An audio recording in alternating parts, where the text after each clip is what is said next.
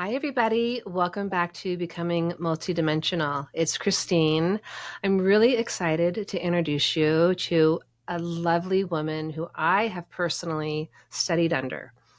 Today, you get to meet Kay Reynolds. Kay is a medium, but under this vast umbrella of mediumship, there is a lot of other things that Kay does. Kay is a psychic. She is a psychic detective. She is an author of the book, The Evidential Medium. She is a psychic artist. And I'm sure we'll find some other things in here as well. She's a really lovely teacher to study under. She has a warmth and an easiness and a humor that is just really wonderful to study with. She was an elementary school teacher. And so she has that really sweet, loving energy, which helps encourage and invoke you to feel safe in her presence to develop your mediumship or psychic abilities. So a very warm welcome to Kay Reynolds. Thank you for those kind words, and thank you for having me on here. It's a pleasure. I'm so excited to have you on today. So there are some really interesting things to hear about Kay.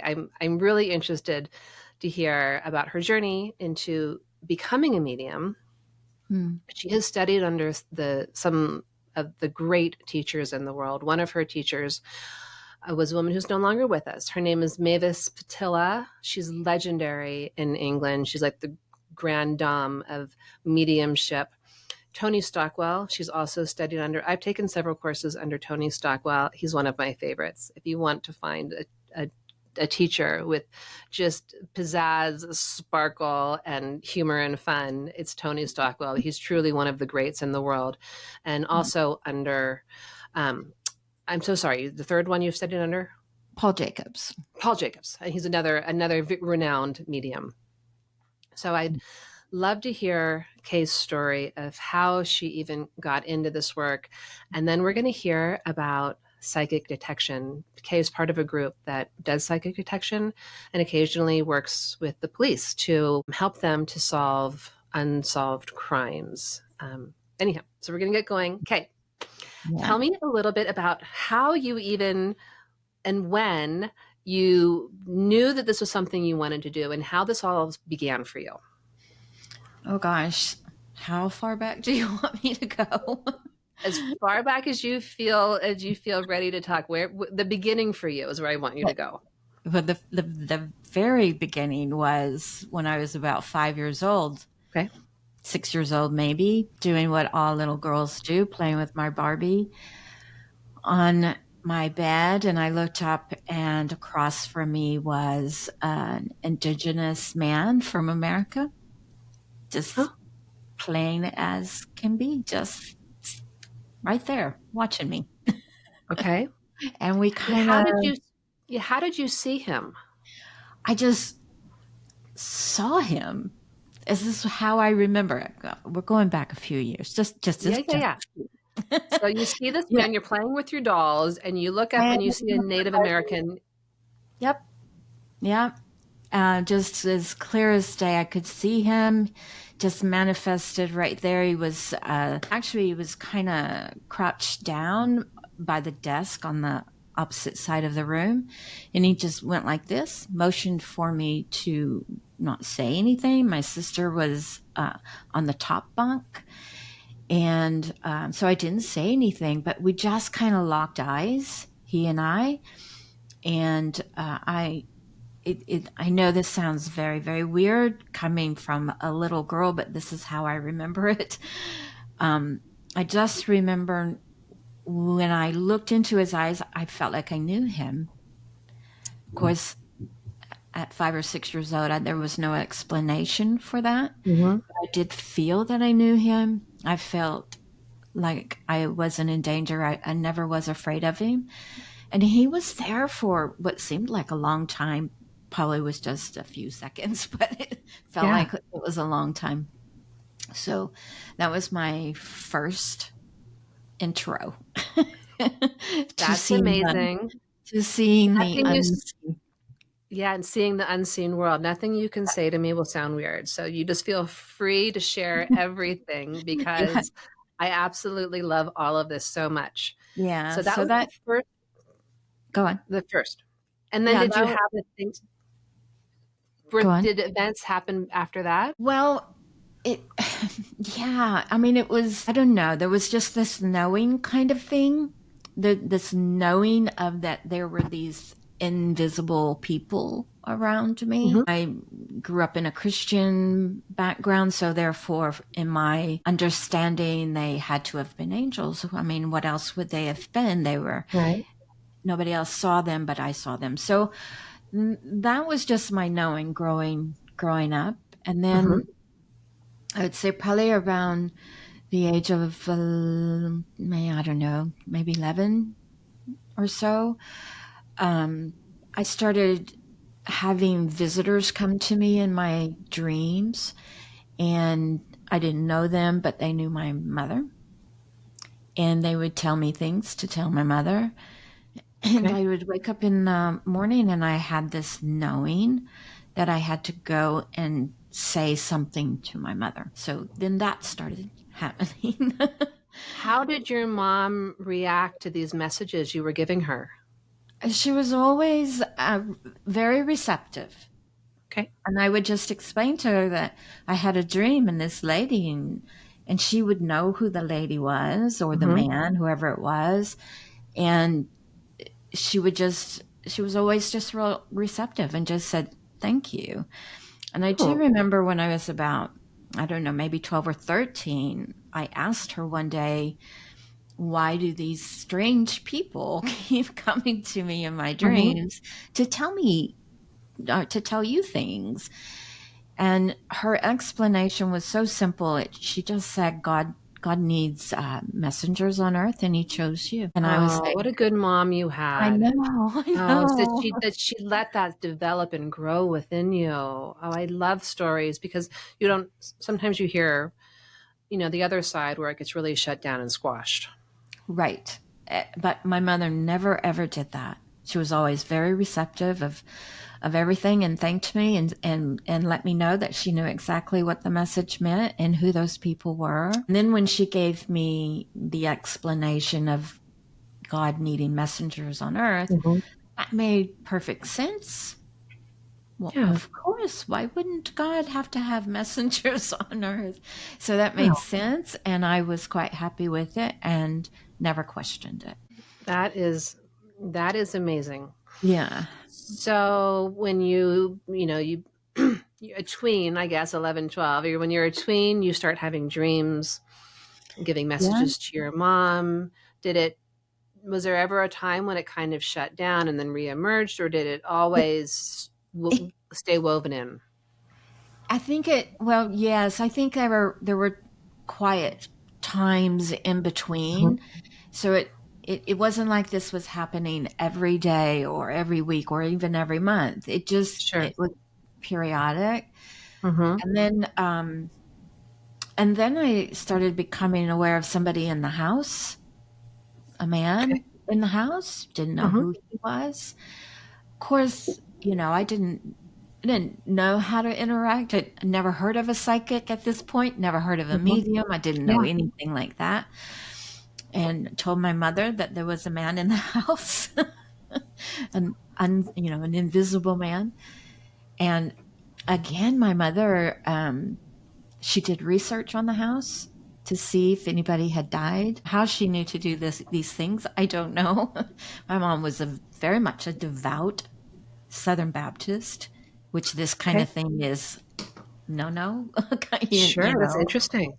Yeah. Yeah, so she did research, and we lived in a small town. She knew every family that had ever owned that house, and nobody had ever died. So we never really knew for sure who the man was, but he was friendly. He didn't, but I always knew where he was. So that happened. And then I became an adult and just things keep progressing. I ended up buying that house off my mother, Okay. and the man was still in the house. So my children and I, we named him Ghost Man because they were very much aware that he was doing things, because he would do things in the house. Like what kind of Oh, things would he do? like open the cabinet doors and close them. I had a little curtain that he would push it all the way back, and I'd be closing it, and he'd push it back. And I had blamed my son for it. Bless his heart, he got blamed for messing. You know how boys like to hit stuff, jump and Mm-hmm. hit. So I had blamed his sister, and I both were blaming him for doing it, and he was gone for a whole week, and it continued, Continued. and So, then okay. and it continued. So we were like, "Oh He was gosh," vindicated. he was vindicated. I was like, "Oh my gosh, it's Ghost Man! It's Ghost Man! He's doing it!" So yeah, I don't And know did if. he Go ahead. stay the whole time you had that house? Did he stay in the house? He did, and he actually stayed in that house after I left because that was the house that I owned when I moved abroad. Okay. So I had two different uh, people that lived in that house, and my daughter was managing it for me. And we knew the people that were living there, and they kept telling her that these odd things kept happening in the house. Okay. Like they would go to sleep and all the cabinet doors would be closed, and they'd wake up and they'd all be open, you That'd be know. scary. And we were like, oh gosh, Ghost Man is still in the house. He's still there. He's still Okay. there. Yeah. So um, ended up selling the house, and I don't know if he's still there. You didn't disclose that there was already an occupant. No, I didn't. I didn't disclose There's it. no line for that to disclose that. It's like, yeah.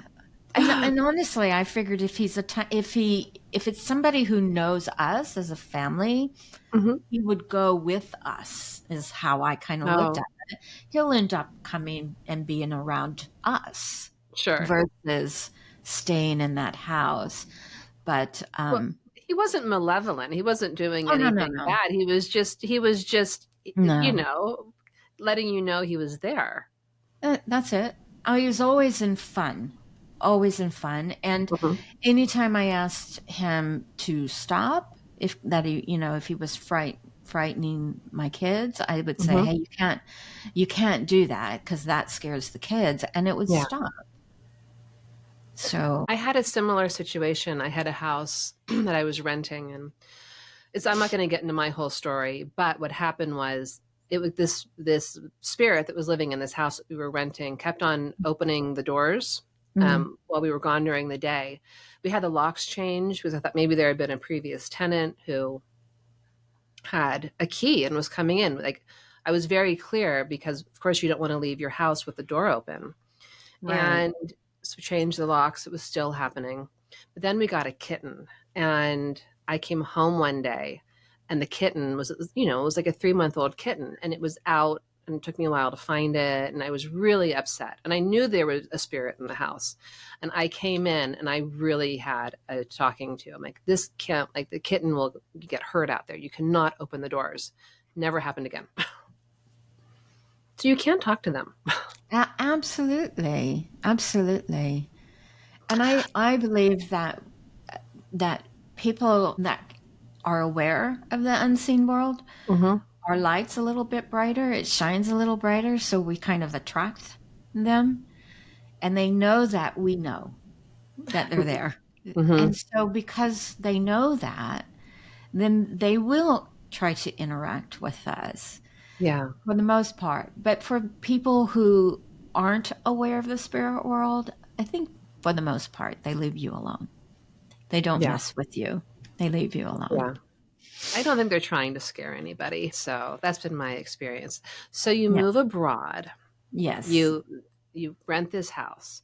And I know that part of this journey really accelerates abroad. So let's move on to Yes. going abroad now. Yes. So I moved abroad. I moved to Germany actually first. Okay. And I ended up in England because I got very ill, and I have a very rare lung disease, and they couldn't find a doctor anywhere in Germany, Okay. and ended up, long story, making it a long story very short, ended up having to come back to America to have treatments done. But then when I got back to Germany, I found a doctor in London. And Okay. so I did a medical transfer with my work. I worked for the US government. I Hmm. made a medical transfer to England and got it. And I ended up living, being transferred just an hour away from the Arthur Findlay College. Hmm. So I think some divine intervention going on there. You were supposed to find Yes, your way there. I was supposed to find my way there, and um, then my disease has just like gone into remission. I they the treatment is like a whole lung lavage, which is where they just drown you and wash your lungs out and Okay. extract all the water, saline. I did have to have that done in London, but I haven't had to have it done since. And that's unheard of. Okay, so I'm not sure what the disease is. This is a very unusual outcome, though, that you've had Yes. such health with your lungs Hmm. since being in London and perhaps doing the work that you're doing. Right. I mean, even my doctor in London said, I don't quite understand. You should be having to continue to have these lung lavages. And I just smiled. I was like, yeah, miracles happen sometimes. I will always have the disease. It will always be there. It will never go away. But it's not a problem so much anymore. I love it. Yeah. I love it. And, There's a, and you do hear stories a lot like this right. of these And I, kind of miraculous healings. Yes, you may live with it, but you are living a very normal, healthy life. for the most part, yes. I mean, I have some limitations because it's my lungs, but Sure. and I have to struggle. Every breath is a struggle for me, but I do just fine, if Okay. that makes sense. But Hmm. interesting though, I had a reading by one of the tutors at the college who had said to me, "You made a deal with God," and I went, "Really?" And he goes, "Yes." He goes, "You made a deal with God that if he let you stay on earth, you would do this work." And I went, "What?" And then I got to thinking, and I was like, I know what he's talking about. When I was diagnosed in America, I was home visiting when I was diagnosed, and they gave me a very grim prognosis. Okay. And I remember, the song that Carrie Underwood sings, "Jesus Save the Wheel," or "Take the Wheel." Okay. It's a song Okay. telling Jesus, "Take the wheel because I can't Yeah. do this on my own." Yeah. That song came on the radio. I just let go of the wheel. And I said, "Jesus, take the wheel because I can't do this on my own." And I said, "If you want me to go, I'm ready. If you want me to stay, I'll stay." Wow.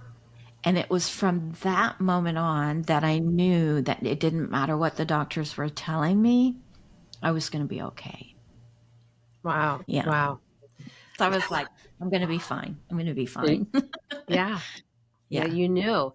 And then I you knew. have, and then you have a tutor give you a reading and give you the validation And gave of me that. that validation, and I was like, "Oh my god, that's exactly," because I knew from that moment it didn't matter what the doctors said. And when I got back to Germany, um, they had to rush me to the emergency room because my oxygen levels had dropped down to 70, which is really low. And they were trying to convince me that I had to go back to America and I wouldn't be able to live there. And I said, "No, I'll be fine." And they're looking at me and they go, "No, you don't understand. We can't treat you here. You have Hmm. to go back to America. You're going to have to move back immediately." And I said, "I'll be fine." Wow. That's faith. Yeah. Yeah. That's the definition of faith. right Yeah. there. I mean, because I should have been dead when I was talking to him because Yeah. my oxygens were so low. But they were like, we can't even believe you're talking to us right now. And I said, exactly. I'm going to be fine. Wow. Yeah. So, That in and of itself is amazing. Wow. yeah. And then I ended up in England, right there by the Arthur Findlay College. And then strange things started happening in my house with Okay. spirit. And then my dad, who was in the spirit world, started really bugging me a lot, wanted me to pursue this. And so I did. That's when I So started. you found out about, did you find out about the Spiritualist National Union first or the Arthur Findlay College? Was there, were you going to services? For those of you who are listening who don't know, the Arthur Findlay College is sort of falls under a religion in England, which is called the Spiritualist National Union. And so people will go to church and these services, and mediums will give the services, and they will bring forward towards the end of the service, they will bring contacts for the audience. That's part of the religion. So, Right. how were you introduced to the Arthur Findlay College? Google. Oh, okay, Google. All right. I just started Googling and I came across the Arthur Findlay College and you know, in my mind, I just saw dead people. I didn't see myself as a medium at that point. Mm-hmm. Um, I just, in my thought process, mediums were the people that you saw on TV, not Right. me. So when I went onto the Arthur Finney College website, I thought, golly, that's not me. I, I can't, that's way above my, you know, what I can do. Right. So, a friend had mentioned a circle in the town that I lived in, Mm-hmm. and I ended up going to that circle and discovered that, hey, maybe I am. Yeah. Because at that point, I was no longer just talking to the people that belonged to me in the spirit world, but I was talking to people that belonged to other people that I knew Right. nothing about. So, that started, and then I probably 6 months or so after that. Oh, and Tony Stockwell came into the picture because he was on TV. So I Mm-hmm. Googled him and found Mm-hmm. out that he was teaching a class in Wales for like a week long class. So I signed up, and there were 3 tutors, and I got put in his class. Mm-hmm. And and then through him, I met Mavis, and I finally decided to go to the college. After all of Okay. that, finally decided, okay, I should go to the college because maybe maybe this is real. Maybe this really is happening. Yeah. Yeah. And so you go to the college, and were you a person who, I mean, for me, if I lived that close, I probably would be there quite a bit. Did you spend much time there, or was it a few Um, times? How? yeah. In the very beginning, no. Because again, I was still in that phase that so many psychics and mediums go through as of, oh no, it can't be me. I'm Mm-hmm. not that. I can't do that. But once I kind of moved past that, yes, absolutely. I would go as often as I could. I could go on Sunday nights. The tutors would do a church service, Yeah. so I could go and watch the church service and watch them work. And Wednesday nights they didn't do a church service, but they did a demonstration. So I'd go on Wednesday nights and watch Mm-hmm. them. They also had like one-off Saturday classes, so I would do those if I could. Mm-hmm. Yeah, Yeah. Oh, it's yeah. wonderful to have been so close to be able to pop in that way. It It's was. such a magical place. It is very much a magical place, and you know, for anybody out there who's never been and you're a psychic or medium, if you ever had that opportunity, I would encourage you to go because you walk through those doors. Once you get past that lobby and you walk through the doors of the hall, you get that feeling of, oh my God, I'm home. Because Yeah. it's like that's our world. That's the world that we live in Yeah. every day. So it was Yeah. amazing to be able to do that. And I ended up doing a weekend class with Tony, and that's how I met Mavis. That's how I Mm-hmm. found out about Mavis, was through Tony, and just started doing mentorships. Mm-hmm. And so I applied. You had to apply and Yeah. go through an interview process. Oh, okay. So I applied and didn't make it. Okay. It devastated me. I was like, oh no, what am I going to do? Didn't make it. Um, but as soon as I got off the call with her, my guide came in right away and just said, there's going to be another call. And there Okay. was. It was about 3 or 4 weeks later. I got a call or an email, can't remember which, from Mavis's partner, Jean, asking if I'd be interested in a second mentorship that she was offering. And I Okay. said, yes. And so that started my mentorship with Mavis.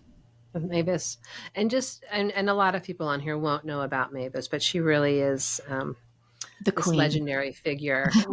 What was it like to study under Mavis Patilla? Oh my gosh. Well, I will tell you this.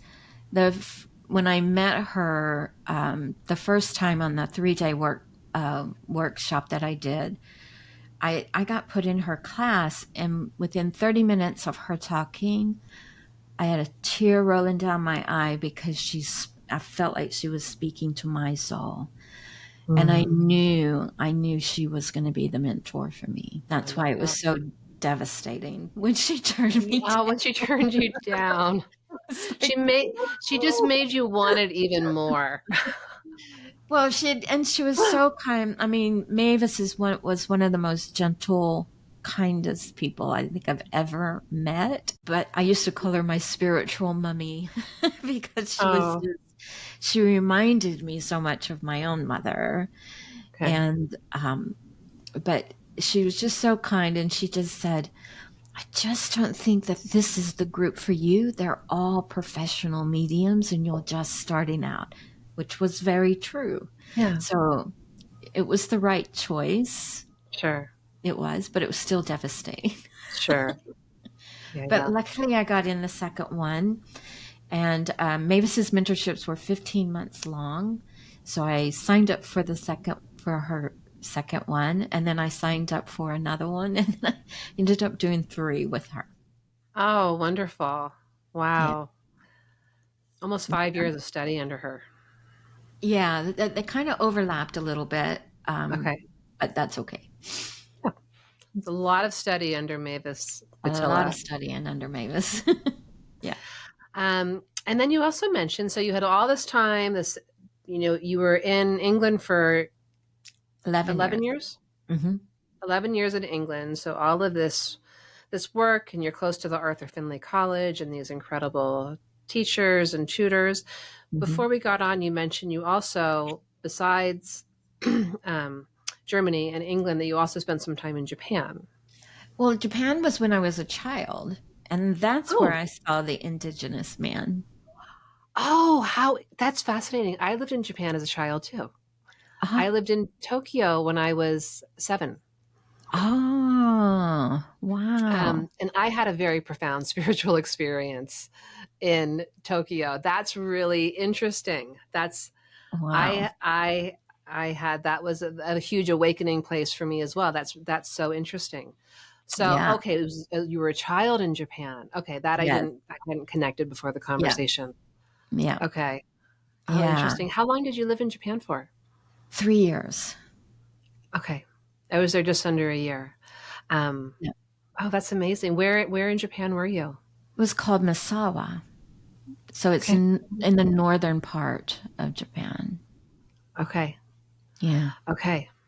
So you spend 11 years in Hmm. England, Hmm. and you're working in England and you're doing all of this expansion and all of this Hmm. study, but then you felt it was time to come back to the States? How did you end up coming back to the States? Well, I knew that I knew that I wanted to come back and just do this work. Okay.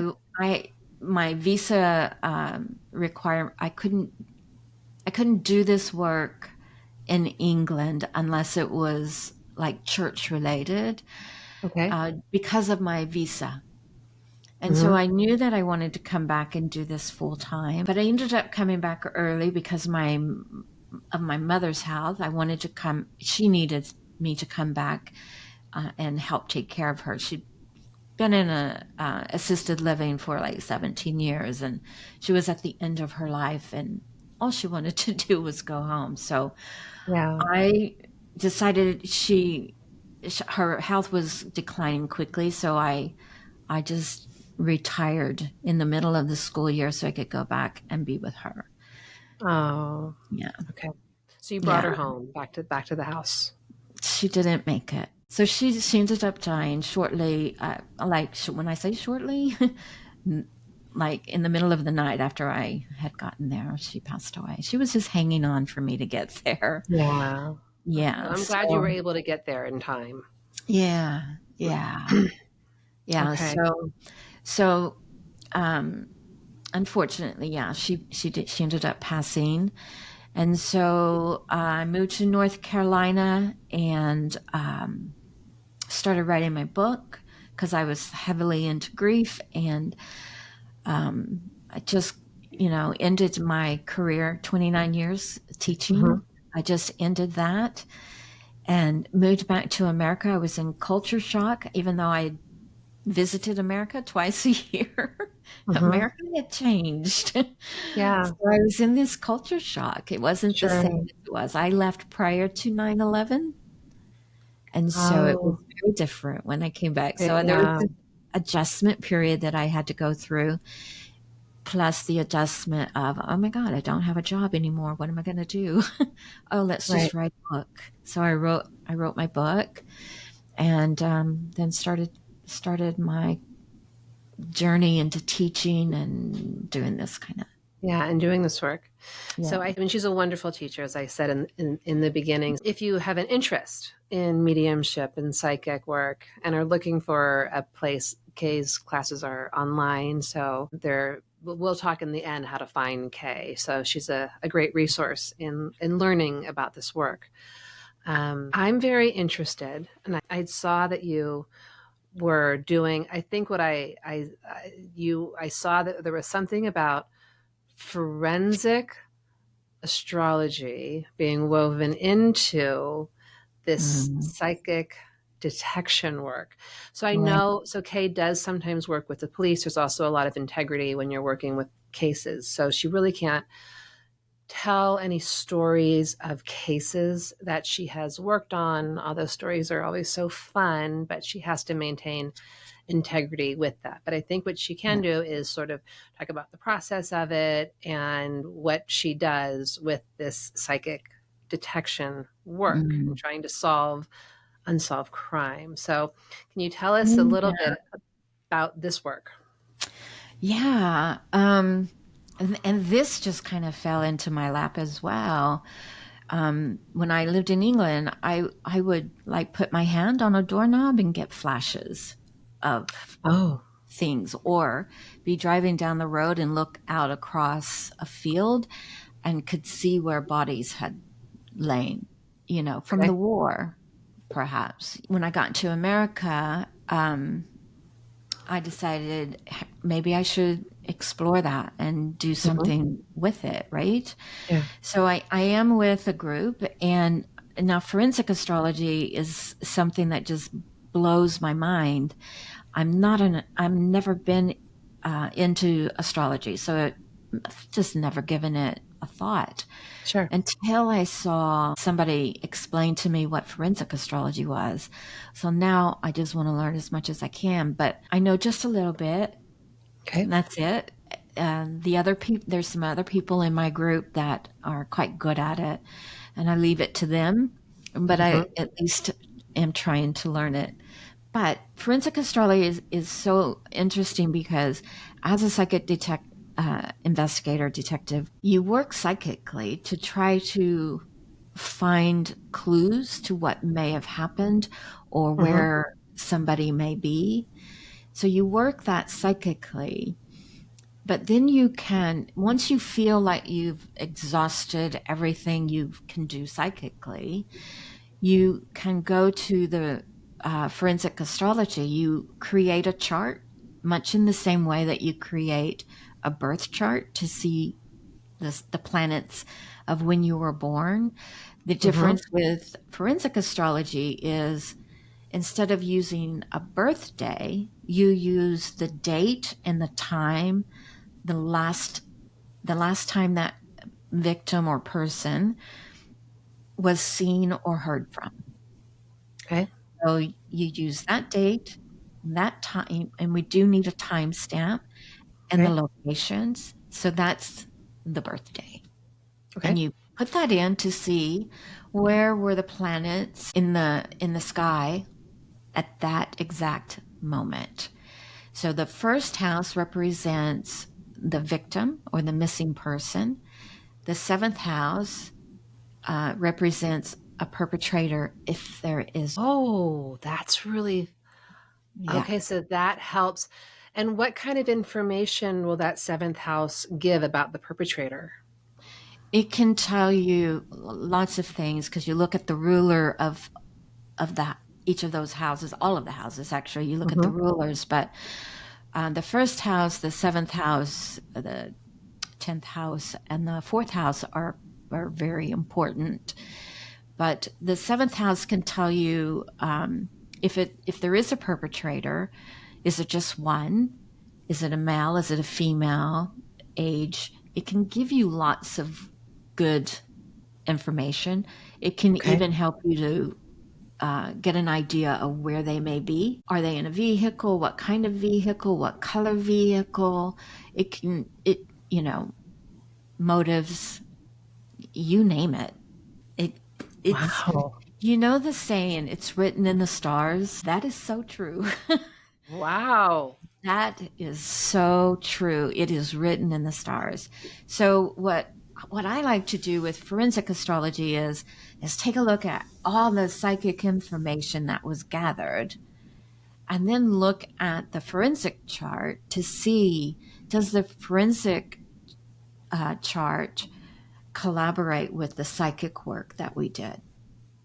So Okay. it's like a checks and balance kind of thing there, Yeah. which is, you know, it just blows my mind what I mean, It's all the way down to the weapon.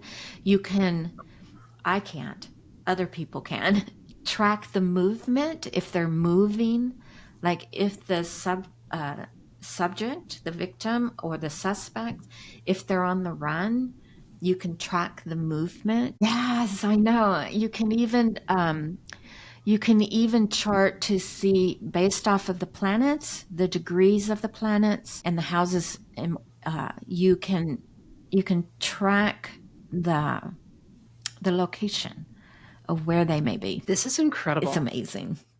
This is incredible. It's just Is this a amazing. newer is this something that's newer or has this been around for a long time? I think it's been around, but there's not very many people who do it. So I think Okay. it's like hitting it's like hitting the scene now. More and more people are interested in it and are learning about it. Um, there, if you're interested in learning about it, there's two people on YouTube that you can watch. One is Val Evans, and Okay. she's written. She has a book on forensic astrology. I think it's called Forensic Astrology. And she's an American, and then there's a lady in Australia named Kirsty McIntosh, Okay. and she has a book out. I think hers is called Forensic Astrology Okay. as well.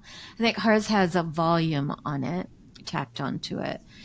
But they're both amazing. And Kirsty is amazing at tracking the location of where the missing person might be or the body. She's Wow. amazing at that. Okay.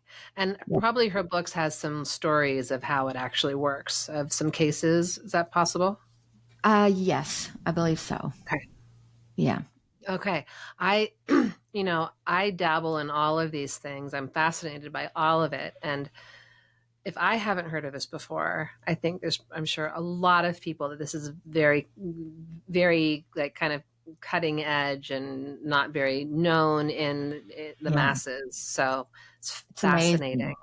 It is. It's incredible work. amazing. So you use this almost in a way, you use this as this like incredible tool Hmm. to assist you with your psychic mediumship abilities and sort of creating this landscape of what Yeah. happened, where are they? And then will you use that to occasionally take to the police? How does that work? Normally, what we do is we do, and Hmm. we whoever's case it is. There's quite a few of us in this group, so we all kind of bring cases to the group, Okay. and so whoever's case it is will write up a report, and then they Hmm. make a decision on whether or not they want to, if they're going to have the police involved or not. Or are they just going to give it to the family and leave it up to the family and let the family show it to the detective or whoever is working that case? Okay. So, but yeah, so that's kind of So it's each person. So is this a group that will you ever have people contact the group or someone in the group of yes. we have a missing pet, we have a missing person, or this is Hmm. happening, and they ask you for assistance? Yes. And and another common thing that we get is like somebody who's got dementia or Alzheimer's Hmm. and they just wander away. Oh, okay. So, it's not always homicide or a murder case, but Right. it can be a pet. Pets are hard to find because they're on the move. Yeah. I mean, they're like they're everywhere. Um, but yeah, we've helped successfully find a couple of pets and people with dementia or Alzheimer's. So Okay. that's always, you know, How satisfying to be able to help solve these issues or locate pets or people. That's yeah, really, absolutely. has to be really like, you It feel really does. great at the end of the day if you've been able to be of service Yeah. in that way. Yeah, yeah. That's But amazing. it's not easy work because No, when you're working psychically and you're working a murder case, you feel that. You it's feel heavy. all the yeah, it can it's not for everybody. Not No. everybody. Yeah. And tapping into that energy. So Kay can't show you this, but Kay, she's an artist as well. And so I think I can tell the story without showing the picture of what we talked about before we got on, correct? Yeah, yeah. So they're working on a murder case right now, and there's really not very much information, but Kay did see a picture of the person in her mind of who the murderer was, and Well, so she drew a part. Say that again. I don't see them. Oh, you don't see them. That's right. You just start drawing, and they appear. Is that right? Yeah, just it's more of a psychic and a feeling, and I just start moving. The pen just starts moving, or the pencil, and a photo appears.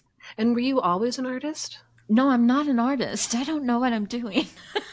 That's amazing. She showed me a picture. Oh, I just assumed you were an artist. No, no, no, So no, Oh, okay. That's even more incredible. no. I'm So not. she showed me a picture that they are taking to the police today Yeah. of when she sat down and she just started moving her pen. A very clear face. I assume she was a pretty skilled artist. It's an amazing picture. No, no. Wow, wow. That's a wow. Um, and so this is a suspect. This is whose spirit came through Kay as giving the face of the suspect. Mm, That's amazing. yeah, Wow. So spirit, artist, psychic, artist. yeah, Okay, that's incredible. yeah. So I'm mostly using your psychic abilities, and for me, I don't see, you know, clairvoyantly is when you see images in your mind. I Mm-hmm. don't see them when I'm drawing them, but I will get feelings like on the one I showed you. I could not get his mouth right. And I Okay. knew the mouth wasn't, I knew it wasn't right, but I'm not an artist, so I didn't know how to fix it. I Right. just kept working at it. I, you know, I was satisfied at the end. I was Mm-hmm. satisfied with it, but I get feelings, and like with any of them, I'll get tidbits of information, like, a tattoo on the right arm, or, anything really can come Okay. through. So you do get a little bit of information as you're drawing. You get a sense of personality as well, but really in this work, you need identifiable things. Sure. So Yeah. yeah, Yeah. Those identifiable, evidential pieces, those evidential pieces that they drill so much at the Arthur yeah, Findlay College, where they don't really want to hear your spirit guide message. They want to hear facts about the person's life that you're bringing forward. So, having yes. that strict tutelage from the Arthur Findlay College probably helps you here as being And very identifiable. yeah, and here, if you are working with the police don't care about anything except for facts. That's it. Hmm. Just give me the facts. That's Yeah. how they work. We work intuitively, and we get lots of information. But when it comes to the police, they just want solid facts that can help them.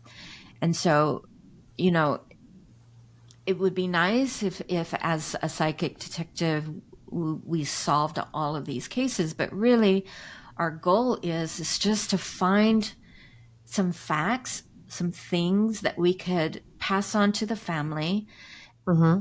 and or the police that would help the police to solve the crime, if that Right. makes sense. Yeah.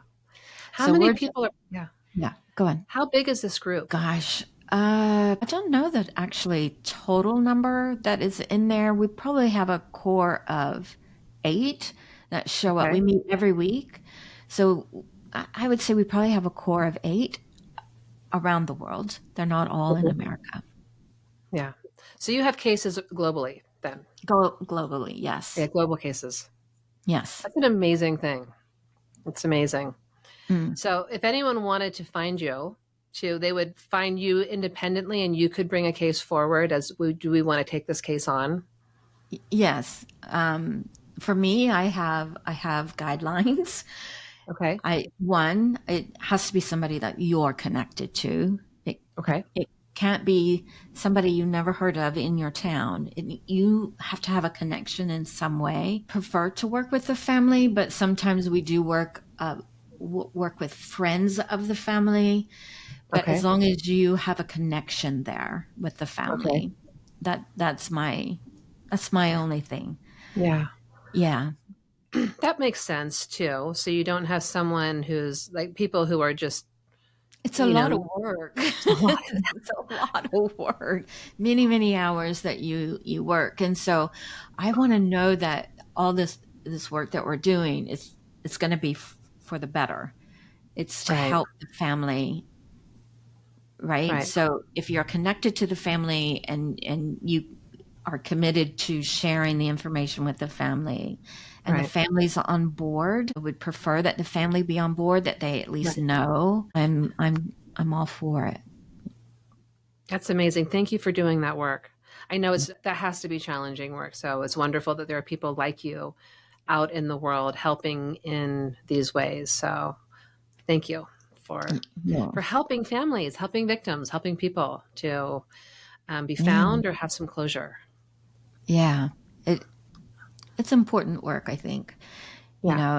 And I call them the real detectives that you know what I mean, the real Yeah. detectives and police officers and stuff. They work on their gut instincts a lot. They Hmm. work from their own intuition, and that's exactly what we're doing as well. Yeah. Our intuition is bumped up a couple of notches. We can go a little bit further Yeah. than they may. But that's what they do. They work with facts, but they also work on their intuition. And so do we. Yeah. That's what we're doing. We just move That, into the psychic. that is amazing. Yeah. Kay, this has been such a fascinating conversation. Thank you for taking the time to tell your story, to explain this really incredible work you do. Can you tell everybody the best ways to connect with you and find you if someone wants to take a class with you, have a session with you, connect with you anyhow? How are the best, how do people find you? My website is kayreynolds.org. So Okay. that's the best place. Just go Okay. there. Um, if you have a case that you would like for us to take a look at, Hmm. there's a form on there. You can go on there and do that as well. Be happy to help if Yeah. we can. And you're also on social media. You're Yes. on like Facebook, Instagram, Facebook, Instagram, all of those Tik, places too. yes, TikTok, TikTok, YouTube. Yeah, YouTube. Okay, you have a YouTube YouTube. channel as well. Is it Kay Reynolds? Yes, Medium Kay Reynolds, I think, and Medium Kay Reynolds for Instagram, Medium Kay Reynolds for Facebook. TikTok is Evidential Medium. Okay. That's amazing. Do you have any classes? Well, I guess people listen to all this different time. I was going to see if there's any class coming up in the near future, but I guess people listen at all different times. So you have different classes starting Yes, at all different times. How often do you hold different classes? I do like 4-week classes. Okay. I've got one coming up. It's called Bring Your A Game. So it's for more advanced Hmm. students. That's in October. And then I'm going to take a break, Okay. and I'm working on 2025. I'm hoping to do some live workshops somewhere in the U.S. I don't know where. I'm working on that right Oh, now. So okay. So fingers some crossed. Yeah, in-person work. yeah. Okay. Looking Okay, forward. that's fantastic. Yeah, And then I'm sure if you probably have a mailing list that people can get on. So yeah, if you have classes that are coming up, so if you're interested in working with Kay, you could yeah. probably go to her website, get on her mailing list, and then as she has events that become available, Hmm. you can find out about those. And then she has her book, Kay Reynolds, The Evidential Medium, as well, Yep, another place that yeah, you can learn more about Kay. Kay, yeah. Yes. thank you for coming on and taking the time to share your story. Thank you. Thank you for the invitation. Absolutely. Thank you all for staying with us, and we'll see you next time.